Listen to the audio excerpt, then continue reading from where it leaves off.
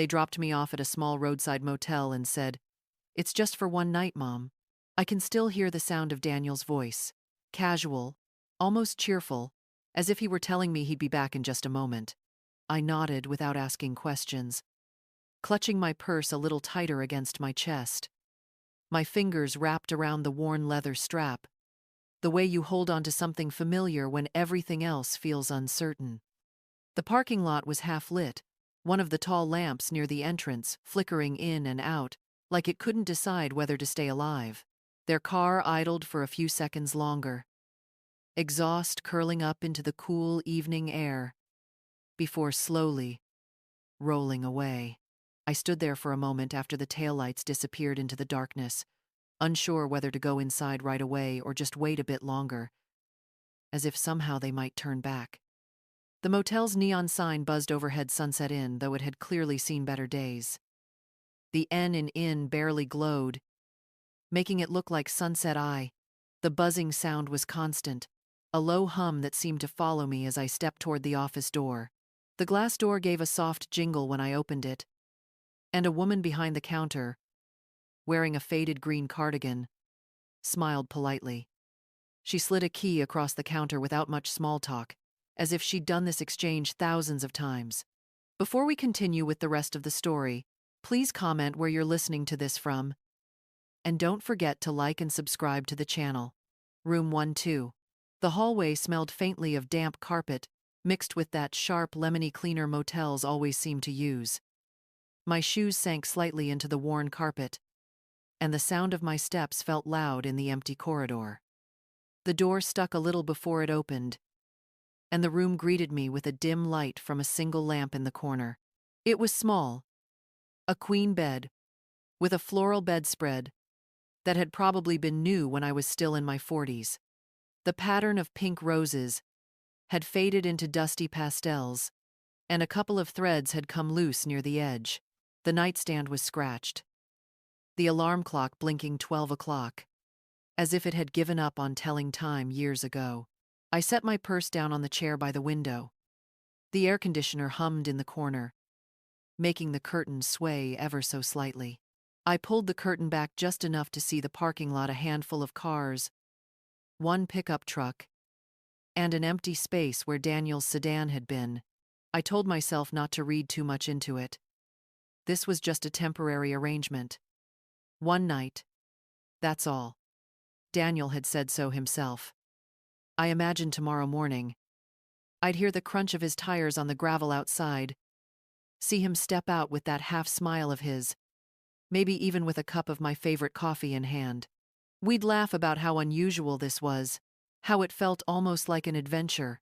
But deep down, beneath all that hopeful imagining, there was something else. A heaviness I couldn't explain. It wasn't fear exactly, more like the quiet knowledge that something was shifting, that the ground beneath my feet was no longer as steady as it used to be. I sat on the edge of the bed, smoothing the bedspread with my palm. The fabric felt rough, almost scratchy, against my skin. For a moment, I closed my eyes and listened to the hum of the air conditioner, the faint buzz of the neon outside, and somewhere in the distance, the sound of a semi-truck rumbling down the highway. I reached into my purse for my phone, thinking I might call Daniel just to say goodnight, but decided against it. I didn't want to seem worried, or, worse, ungrateful. Instead, I changed into my nightgown, folded my clothes neatly on the chair, and slid under the thin blanket. It took me a long time to fall asleep. Every time I drifted close, the sound of another truck or the creak of the building would pull me back. I told myself, again and again, it's just for one night. But as my eyes finally closed, the unease in my chest stayed right where it was. My name is Margaret, but most people call me Maggie. 74 years old. A widow for nearly a decade now. I used to have a little 2-bedroom house on Elm Street, the kind with a porch that creaked under your feet, and a garden of roses I tended every morning with a cup of tea in hand. That house had my life in its walls. The smell of fresh bread in the kitchen, the ticking of the clock in the hallway, the photographs of my late husband and I smiling on every shelf. After he passed, I stayed there as long as I could. The house felt empty. Yes, but it was mine. Every corner had a memory, but time has a way of making even the most cherished spaces heavy to carry.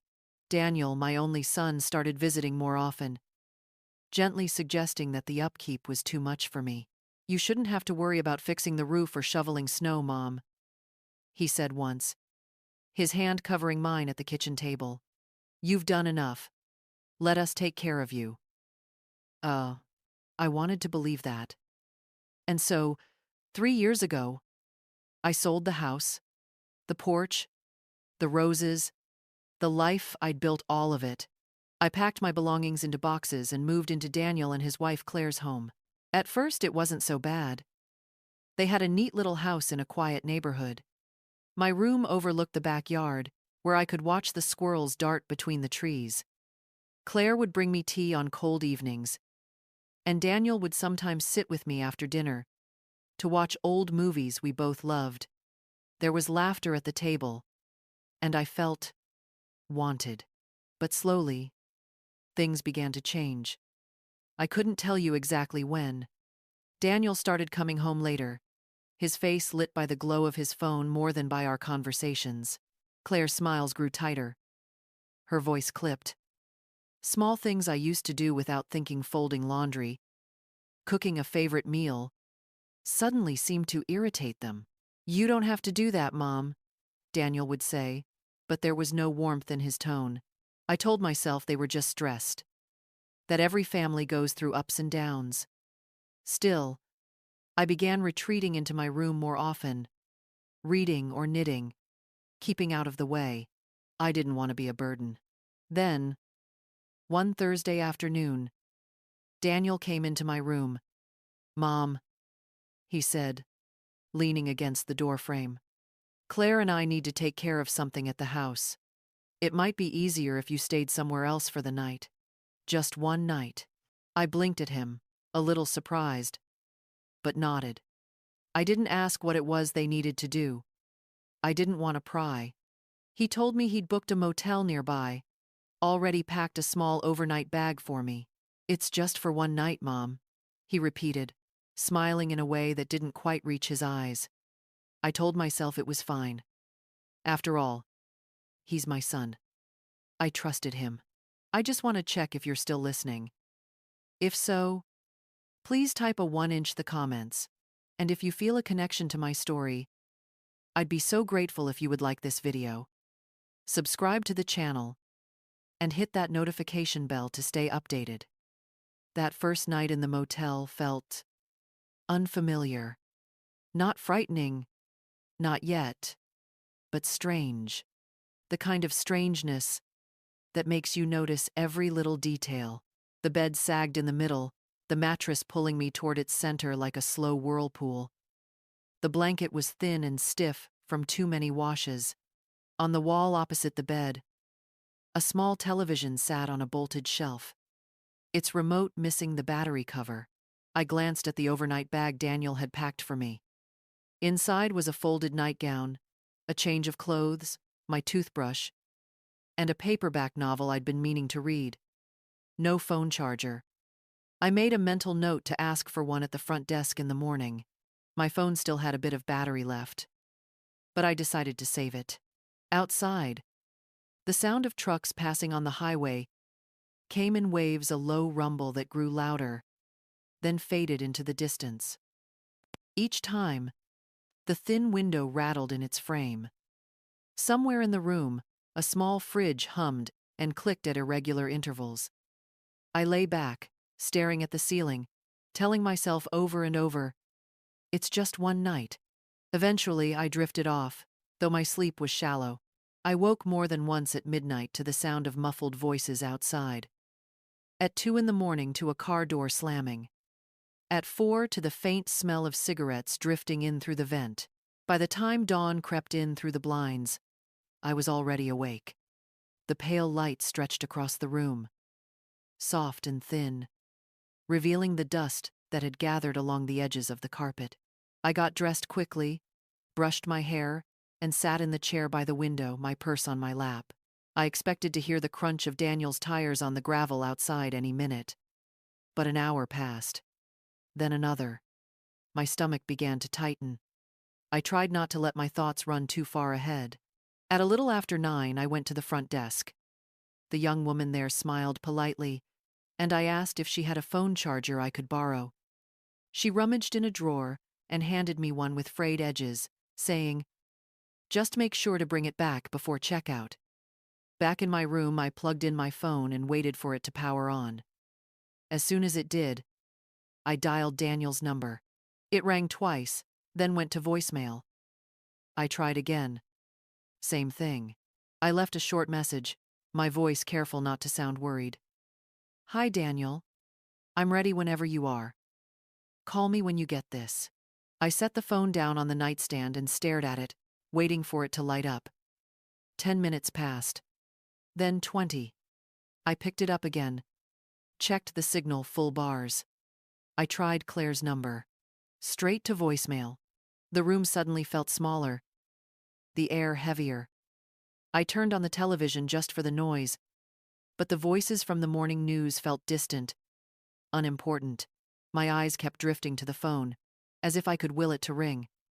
I reminded myself that maybe they were just busy, maybe running errands before picking me up. But something about the silence felt wrong. Not the kind of wrong you can explain, but the kind that settles in your bones. At 10:30, I walked back to the lobby and sat in one of the vinyl chairs near the coffee station. I poured myself a cup, the coffee weak and lukewarm, and sipped it slowly, watching the glass door each time it opened. It was never Daniel. "I just want to check if you're still listening. If so, please type a 1-inch the comments.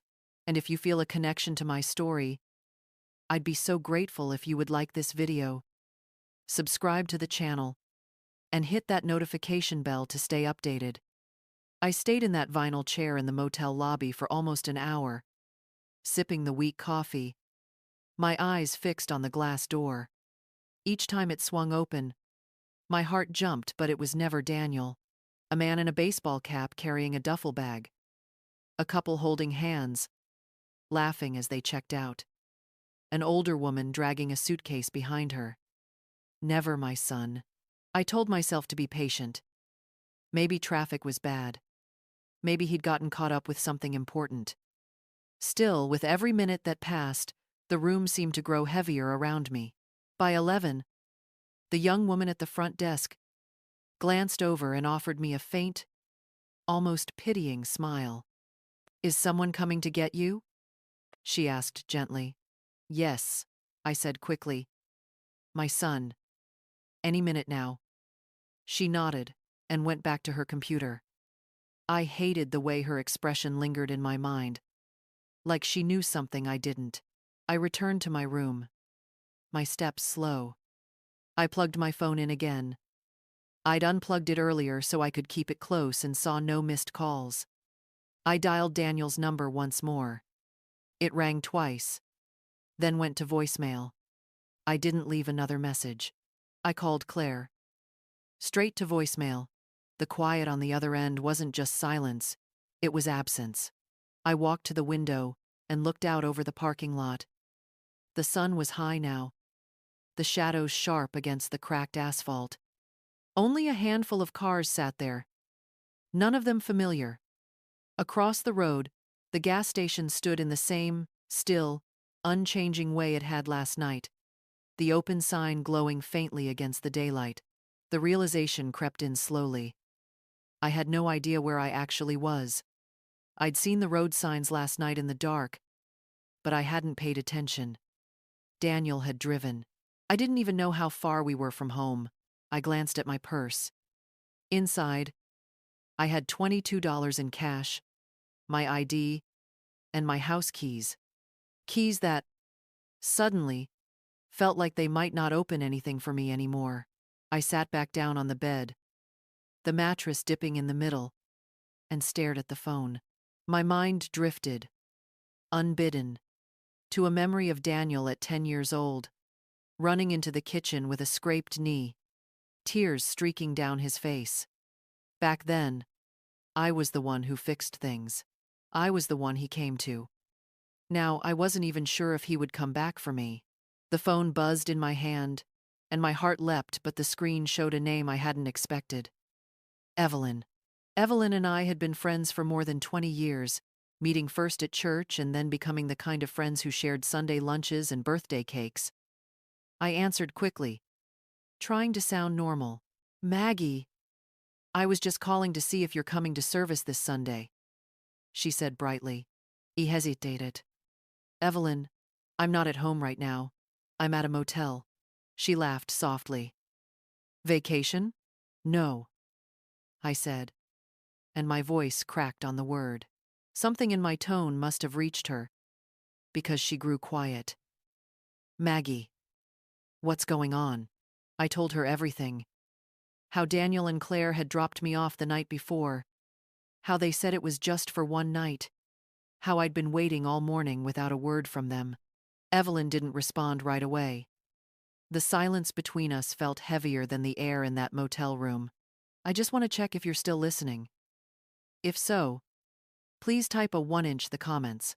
And if you feel a connection to my story, I'd be so grateful. If you would like this video, subscribe to the channel and hit that notification bell to stay updated. On the other end of the line, Evelyn finally spoke, her voice low and careful. Maggie, you can't stay there. I'm coming to get you right now. Her words sent a chill through me. I shifted on the bed, my free hand clutching the edge of the blanket. Evelyn, it's fine. I'm sure Daniel just got delayed. No. She cut in gently, but firmly. Please, trust me. Pack your things. I'll be there as soon as I can. I hesitated. The logical part of me wanted to argue, to insist there was no need. But another part, the part that had been sitting in silence all morning, listening to the absence on the other end of the phone, knew better. All right, I whispered. I hung up and looked around the room. My overnight bag sat exactly where I'd left it. I put my nightgown inside, folded my clothes neatly, and zipped it shut. I sat on the edge of the bed, my hands resting on the bag like I might need to grab it and run. The next hour felt like the longest of my life. I kept glancing at the window, scanning the parking lot for Daniel's blue sedan, even though I knew it wasn't coming. The air conditioner hummed in the corner, the only sound breaking the stillness. Finally, a silver hatchback pulled into the lot. Evelyn stepped out, her short gray hair ruffled by the wind, her face set in a way I hadn't seen before. Not angry, not sad, but determined. She didn't even turn off the engine. Get in, she said, as soon as I opened the passenger door. The moment I sat down, she pulled away from the motel, her hands gripping the steering wheel tighter than usual. For a while, neither of us spoke. The road stretched out ahead, the sun glaring off the hood, the hum of the tires filling the silence. Eventually I asked, Evelyn, why were you so worried? She kept her eyes on the road. Because I saw something this morning. Claire posted on Facebook. My stomach tightened. What did she say? Evelyn took a breath, as if choosing her words carefully. She wrote about starting fresh in another state. Something about a new chapter. A clean slate. People were wishing them luck in the comments. I waited for her to mention me. She didn't. I stared at her. And? Her grip on the wheel tightened. Maggie, there was no mention of you. Nothing. Not even a hint that you were part of their plans.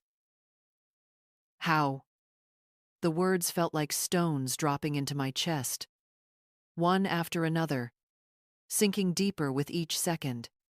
I turned to look out the window, but the passing scenery blurred. My mind was somewhere else entirely, in my rose garden, in the kitchen where I'd cooked Daniel's favorite meals. In all the years I had believed that love was enough to keep a family together. I didn't cry. Not then. Instead, there was a strange numbness, a cold clarity that wrapped itself around me. They hadn't planned for me to come back. They hadn't planned for me at all. The car was quiet except for the sound of the road beneath us. Evelyn didn't push me to speak, and I was grateful. I needed the silence to absorb the truth. By the time we reached her street, the sun was lower in the sky, casting long shadows across the houses. She pulled into her driveway and turned off the engine, finally looking at me. "You're safe here," she said softly. "And you're not alone." Her words were the first ones all day that didn't feel like they carried something unspoken behind them. "I just want to check if you're still listening. If so, please type a 1-inch the comments. And if you feel a connection to my story, I'd be so grateful if you would like this video, subscribe to the channel, and hit that notification bell to stay updated." Evelyn's house was a modest bungalow with yellow shutters and flower pots lined neatly along the porch railing. As she led me inside, the familiar smell of her baking fresh bread, warm and yeasty, wrapped around me like a blanket. "Sit," she said gently, guiding me to the dining table. She poured tea into one of her good china cups, the kind she only brought out for company, and slid it in front of me. I wrapped my hands around it, letting the warmth seep into my skin. But even as the tea's steam curled upward, my hands wouldn't stop trembling. We sat in silence for a while. The ticking clock in her kitchen was louder here than in my own home. Or maybe it just felt louder, because there was nothing else to fill the space. Finally, Evelyn spoke. "Maggie, I know this is hard, but you can't sit here hoping they'll call. You need to think about you now. I know, I know, I know, I know, I know, I know, I know, I know, I know, I know, I know, I know." I wanted to protest, to say, "But he's my son." The words rose to my lips, but they felt weak, almost childish. Instead, I set the cup down and nodded.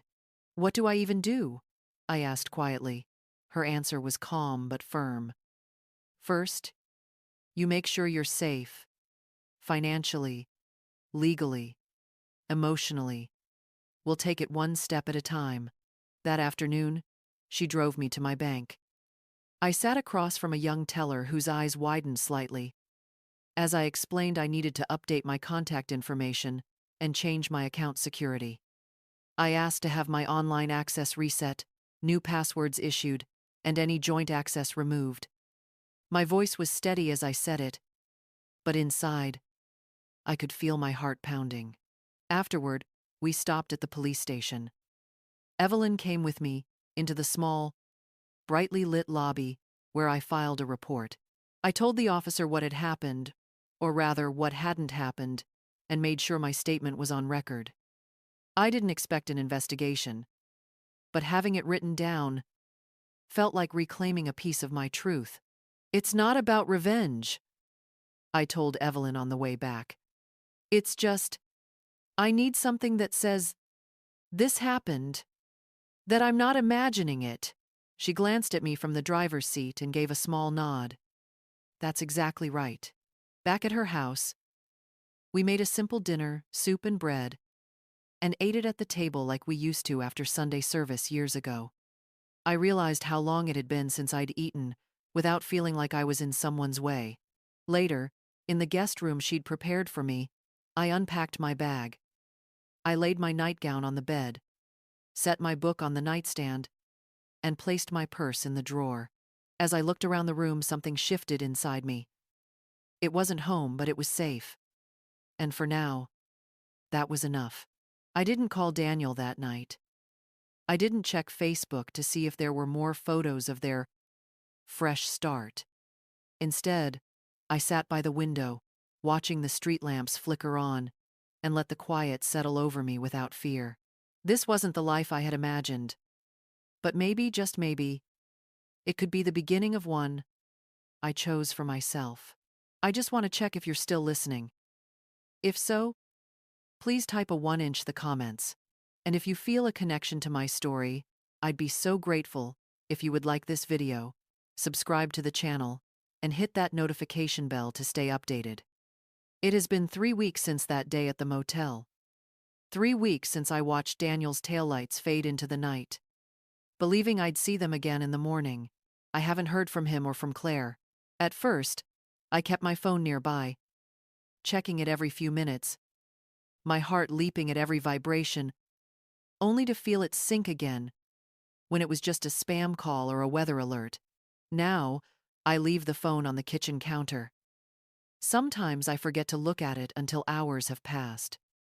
Life in Evelyn's home has taken on a gentle rhythm.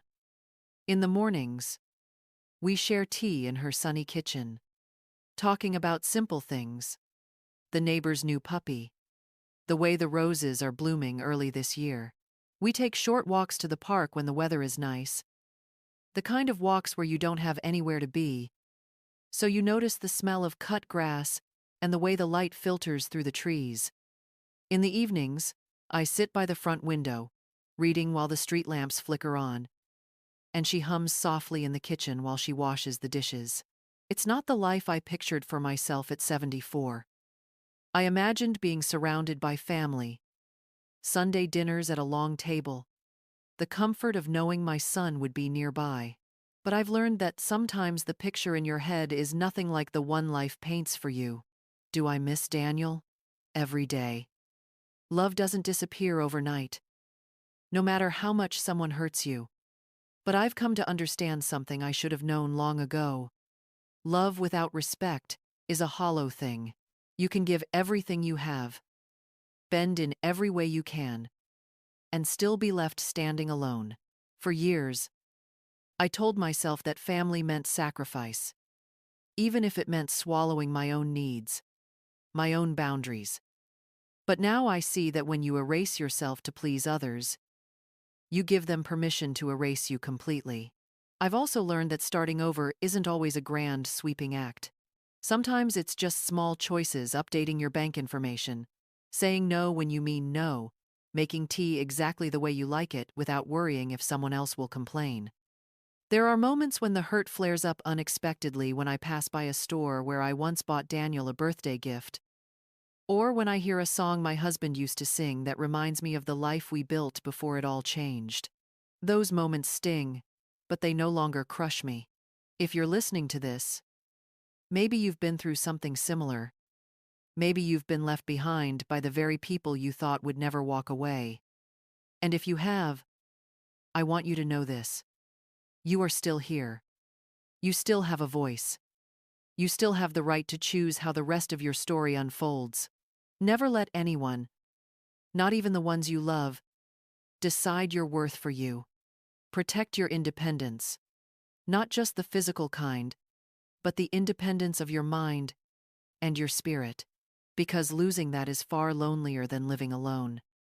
And if one day you find yourself standing in a place you never expected — a motel room, a bus station, a friend's guest room, staring at a closed door that will never open for you again — remember this: there are still other doors.